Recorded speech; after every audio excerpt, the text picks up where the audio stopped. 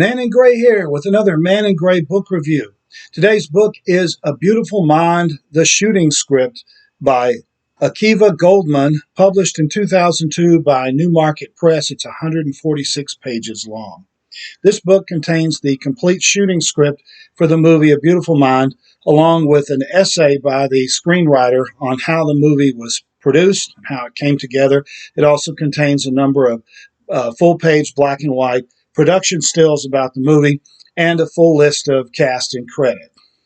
Now, before I discuss the movie itself, there's a question I'm sure you're probably thinking, is why on earth would you want to read a screenplay for a movie when you can just watch the movie itself? Well, there's a number of answers to that. For one thing, the book contains, in addition to, as I said, in addition to the screenplay, it also contains an essay by the author, the screenwriter, about how the movie came together, how he wrote the script, and how it was cast, and his opinions on how the movie turned out. So if you're a fan of this movie, you might be interested in the additional material. And it's also a souvenir, because it does contain a number of stills, production stills from the book, from the film. And so it's kind of a souvenir if you're a big fan of the book. But to me, the great value of reading movie scripts, even after you've watched a movie, is I often find that when I read a movie script, that I catch things in the script that I didn't notice when I was watching a movie. And that's because, of course, movies are audio-visual experiences, and they use a different part of your brain than reading does. And it's particularly the case in dialogue-heavy movies like this one, that you'll be watching a movie and something will go by and you don't notice it. So when you go back and read the script, you pick up on some things that you didn't notice when you were actually watching the movie. Another issue, if you've got there's some situation where you may want to actually read the script before you see the movie. If you've got a particularly long movie, one that's like 3 hours or something, you might not want to invest all that time if the movie's not very good. And you can read a script for a long movie, like for Gone with the Wind, for example. You can probably read that script in an hour, whereas the movie itself is like 3 hours and 15 minutes long. So you could read the script, or at least read enough of the script to see if it's something you'd be interested in spending that much time for. That's also the case in television series. There are some television series like Downton Abbey in which they publish the complete scripts of the entire series. And so you might want to read some of the scripts to see if you're interested in sitting down and watching the entire long and multi-hour miniseries. All right, so A Beautiful Mind is basically a biography of mathematician John Nash, who won the Nobel Prize in 1994 for his work on the Nash equilibrium. This movie won 4 Academy Awards. First of all, it stars Russell Crowe and Jennifer Connelly as his wife. It won the Academy Award for Best Picture. It won the Best Director Oscar for Ron Howard, and it won Jennifer Connelly the Oscar for Best Supporting Actress, and it won Goldman the award for Best Adapted Screenplay. He based the screenplay for this book on an unauthorized biography of John Nash by Sylvia Nasser, also called A Beautiful Mind. Now, before we talk about the book and the movie in detail, talk a little bit about what Nash is famous for. He's famous for developing something called the Nash equilibrium.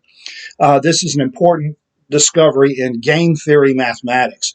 The Nash equilibrium is basically a stable point, a stalemate that develops in a game that has 2 or more players, all of whom know each other's strategy. So there's no secret strategy being done. Everybody's aware of what everyone else is doing. And so what happens in some cases is people are forced into not being able to change their strategy, even though they know their strategy is going to lead to a stalemate where they don't get what they want. So give me a couple of examples of a Nash equilibrium in real-world time, or in real-world situations. As I'm recording this in February 2024, we're in the middle of a presidential election cycle, and it's the primary period. And it looks almost certain that the two major nominees for president will be President Joe Biden for the Democrats and former President Donald Trump for the Republicans. Now, the interesting thing about this is the vast majority of Americans, poll after poll shows this, the vast majority of Americans don't want either one of those guys to be president next year. The last poll I saw said 76% of Americans had issues with both candidates.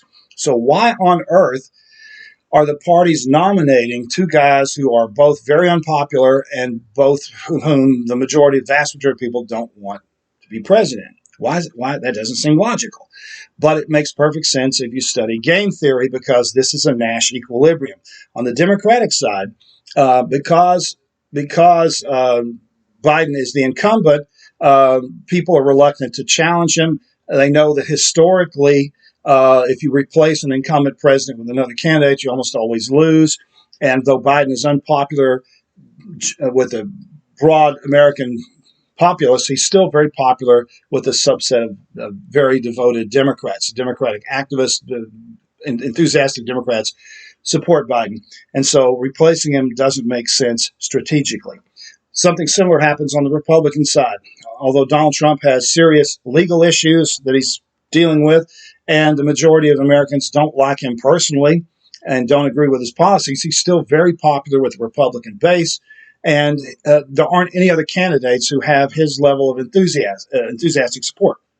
And there's a fear that if you replace Donald Trump with some other candidate, his supporters will either stay home or Trump may run as a third-party candidate, dooming the Republicans' chances of victory. So in both situations, the parties are forced into a Nash equilibrium where they have to support a candidate even though the candidates aren't very popular nationwide. Another example of a Nash equilibrium is what's going on right now in the war between Russia and Ukraine. Russian President Vladimir Putin, who started the war, cannot pull out because he has sacrificed too many troops, lost too much equipment, and spent too much money without having something to gain for it. If he were to just end the war and withdraw, like the United States did during Vietnam, he would probably be ousted from power. It would definitely weaken his grip on power because he's told people for years and years that they were going to win, that he was leading a Russian renaissance of power, and then if he pulls out, he would look very weak. Now, on the Ukraine side, they can't pull out either. They can't sign, President Zelensky can't sign a ceasefire agreement because the vast majority of Ukrainians want their territory back that the Russians have seized. They don't want a ceasefire would be basically acknowledging that the Russians have a right to that land. So both countries seem to be locked into a Nash equilibrium where neither side can get out of the war, but neither side is strong enough to win it. Now, sometimes a Nash equilibrium can be reset if another player enters the game. An example of that would be World War I, when at the end of the war, the United States came into the war on the side of the Allies and shifted the strategy, and that led to an Allied victory. In the current case of the presidential election, the strategies may change if a third-party candidate emerges and takes enough votes away from either Biden or Trump to cause the party to change its strategy. But right now, the election seems to be locked into a Nash equilibrium. Well, as you can see now, the discovery that Nash made of this equilibrium in game theory has a lot of real-world applications, not just in politics and the military, but also in business. And so this became a very important integral part of modern game theory. All right, so the movie begins in 1947 when John Nash attends Princeton University. He has a reputation already of being a brilliant math prodigy in high school, but he has serious personality defects. He may have even had some symptoms. May have been on the autism spectrum. He has difficult time getting along with other people and developing normal relationships, especially among the hyper-competitive math people at Princeton. But he eventually falls in love with one of his students, a physicist from El Salvador, who is named Alicia Larda. And so they get married and they have a child together. Eventually, Nash, after he develops the Nash equilibrium, he's hired to teach at MIT, and he's also hired by the Defense Department to work on code breaking. But it's during this period that Nash begins to show signs of serious mental illness. He starts hallucinating a character from the Defense Department who wants him to start going through magazines and ads and stuff looking for Soviet propaganda that's been inserted into into magazines and stuff to try to turn people communist. This, of course, is during the Red Scare, the early 1950s McCarthy era Red Scare, and so Nash starts neglecting his work and compiling magazines in a basically in a shed, and starts spending hours going through magazines and stuff. And he becomes increasingly convinced that he's being spied on by Russian agents who are trying to kill him.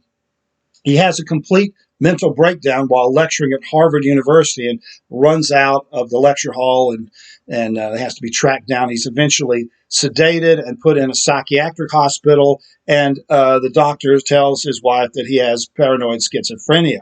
And he undergoes some treatment, but it interferes with his mathematical ability, and he eventually stops the treatment. Everything comes to a head when their infant son, Nash, leaves their infant son in a bathtub alone and goes off to work on his magazine thing because he's convinced that this Defense Department agent is looking after his kid. When his wife comes back and finds that their baby's been left alone in a tub, she leaves with him, and eventually they get divorced. But she continues to try to help him out. In fact, she basically sacrifices her career as a physicist to try to help him overcome his mental illness. Eventually, after a certain period of time goes by, Nash begins to realize that his hallucinations can't be real because the characters he keeps seeing don't age. He's getting older, but they're still the same age. And so he realizes, well, this must just be something I'm making up in my mind. So after a long period, after almost 20 years, the symptoms dissipate enough that he's able to return to work teaching at MIT and Princeton. And the movie, just like the book, ends with Nash winning the Nobel Prize in Economics in 1994.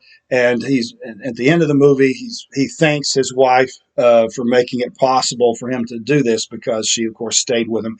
They do get remarried. They reunite. They get remarried, and he wins the Nobel Prize. And so it ends on a note of triumph.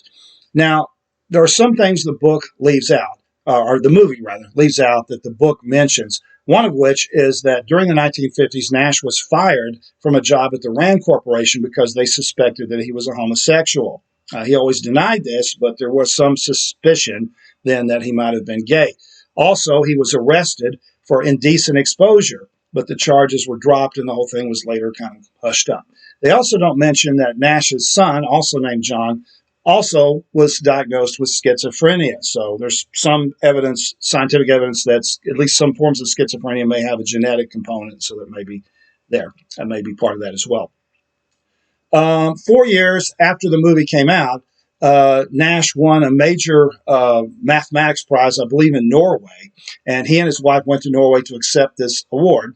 And on their way back home, they were driving on the New Jersey Turnpike when they were both killed in a car wreck. So very shortly after the movie came out, Nash and his wife were both killed tragically in a car wreck.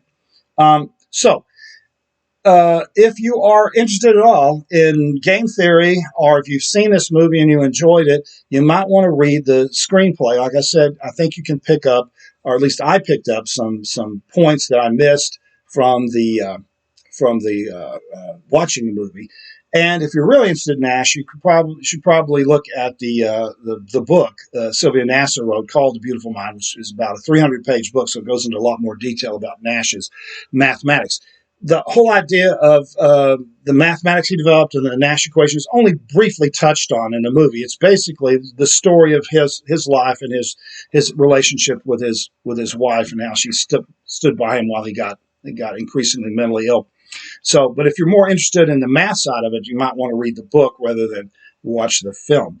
There was one controversy about the film I should mention before we close this out, and that is the casting of Jennifer Connelly as his wife, Alicia Nash, because she, as I mentioned, was from El Salvador, and so was Latina, and they hired a white woman to play her role. So it's another example of what some people call whitewashing, or whitewashing casting, where they could have cast a Hispanic person to play the role, but they cast Jennifer Connelly, who was a much bigger star, of course, at the time.